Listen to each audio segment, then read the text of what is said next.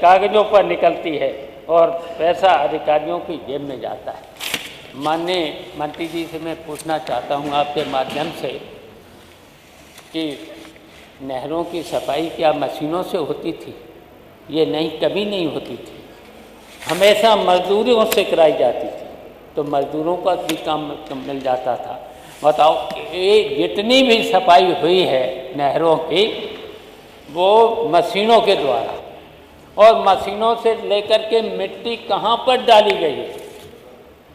उसी नहर के किनारे। अगर या तो पटरी पर डाल देते नहर की तो कम से कम रोड का ठीक से हो जाता। और जबकि नहर से निकाली हुई मिट्टी बहुत उपजाऊ होती है। माननीय अधिष्ठाता महोदय, बहुत उपजाऊ होती है। नहर से जो मिट्टी निकाली जाती है, अगर किसानों के खेत में डलवा दिया जाता तो उससे उपजाऊ बढ़ सकती है, बहुत ज़्यादा बढ़ सकती है।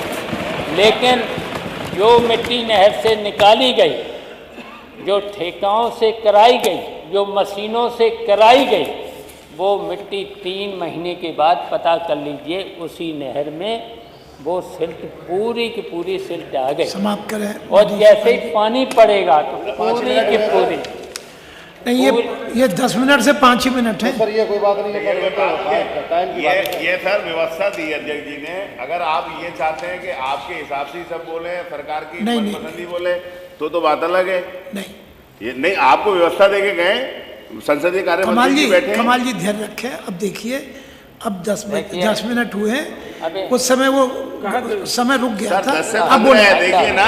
नहीं, तो अभी हम उनको जो समय है उतना देंगे। अब प्लीज। माननीय अध्यक्ष जी, 20 मिनट दिया था मंत्री जी को कितना बुलवाया? माननीय मंत्री जी 17 मिनट बोले। तो हाँ बोलिए प्लीज। मंत्री जी के आधा तो बोलने दो। हाँ बोलिए। मंत्री जी के आधा तो बोलने। नहीं, ये तब 5 मिनट दिखा रहा था, इसकी घड़ी के लिए किया। नहीं कमाल जी, 15 मिनट पूरे देंगे, आप उसमें बिल्कुल भी शक मत करें प्लीज। जो बात है उसको करेंगे। बड़ी सिंचाई व्यवस्था बहुत बड़ी है अधिष्ठाता महोदय, बहुत बड़ी व्यवस्था है। क्रांति की भूमि कहते हैं, पश्चिमी उत्तर प्रदेश को क्रांति की भूमि कहते हैं, लेकिन आज वहाँ का किसान संकट में है। अपर गंगा केनाल, इस नहर के आधुनिकीकरण के नाम पर करोड़ों का बजट के ठिकाने लगा दिया गया है। क्या लेकिन आज भी मेरठ, मुजफ्फर, शामली, बागपत के तेल तक पानी नहीं पहुंच रहा है।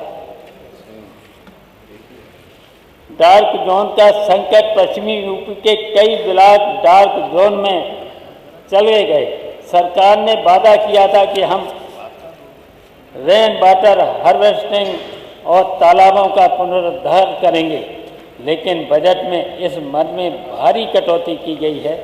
क्या सरकार चाहती है कि आने वाली नस्लें बिना पानी खेती करें?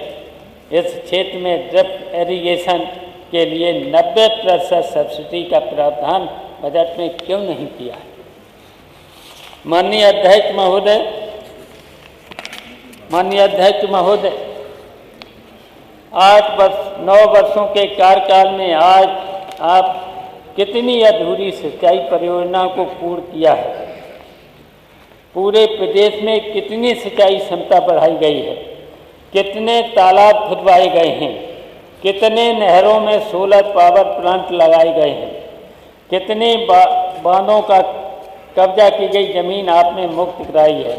महोदय, सपा सरकार ने मौदा बांध पर 150 हेक्टेयर भूमि को मुक्त कराते हुए 2.5 लाख पौधों का रोपण का काम किया है। महोदय, मेरी जानकारी में सिंचाई विभाग में केवल जिस ठेकेदार ने किए गए कार्य के विरुद्ध पैसे की मांग की, उस पर आपने FIR मुकदमे ठोके हैं। FIR के उदाहरण के रूप में 100 तालाबों की खुदाई के कार्यों की योजना देख लीजिए। सिंचाई विभाग में सिंचाई को छोड़कर निरीक्षण भवन, कार्यालय, सिंचाई में काम नहीं हो रहा। केवल निरीक्षण भवन, कार्यालय भवन, बाउंड्री भवन, पैसा खर्चा किया जा रहा है। मुझे बताया है कि 8 वर्षों में आपकी सरकार द्वारा कौन सी सिंचाई परियोजना शुरू की गई, कौन सी अधूरी सिंचाई है परियोजना। माननीय, मैं आपके माध्यम से पूछना चाहता हूँ, एक झांसी में एरएच का बांध बनाया गया था, वहाँ पर झांसी जिले को पानी पीने के लिए और किसानों की खेती की सिंचाई के लिए क्या वो डैम पूरा हो गया है? क्या किसानों को पानी पहुंचा है? क्या वहाँ के पानी की कमी है? बुंदेलखंड में, झांसी जिले में भी कमी है, तो क्या वहाँ आपने पानी पीने के लिए प्रबंध कर दिया? आप ये कह रहे थे मैंने सब जगह पानी का प्रबंध कर दिया है। वैसे तो बहुत से डैम हमने बना दिए थे। माननीय मंत्री जी से मैं पूछना चाहता हूँ, संक्षिप्त करें माननीय शिवपाल जी।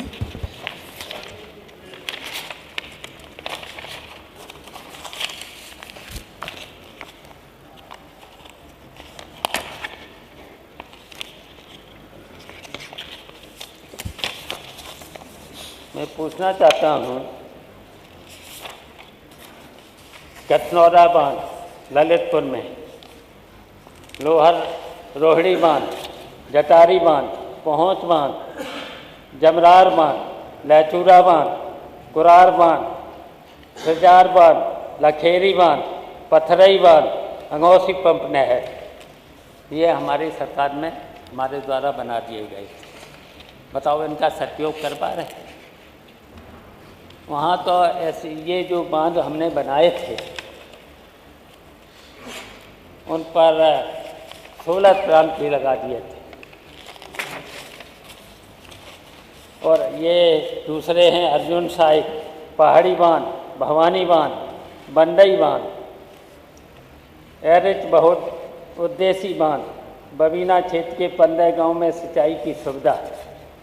आज पानी की कमी नहीं है, लेकिन आपकी व्यवस्था वहाँ पर ठीक से नहीं है, इसलिए बुंदेलखंड में पानी की आज भी कमी है। समाप्त करें। उसे पूरा कराएं तो मान्यवर, मैं अपनी कटौती पर बल देता हूँ।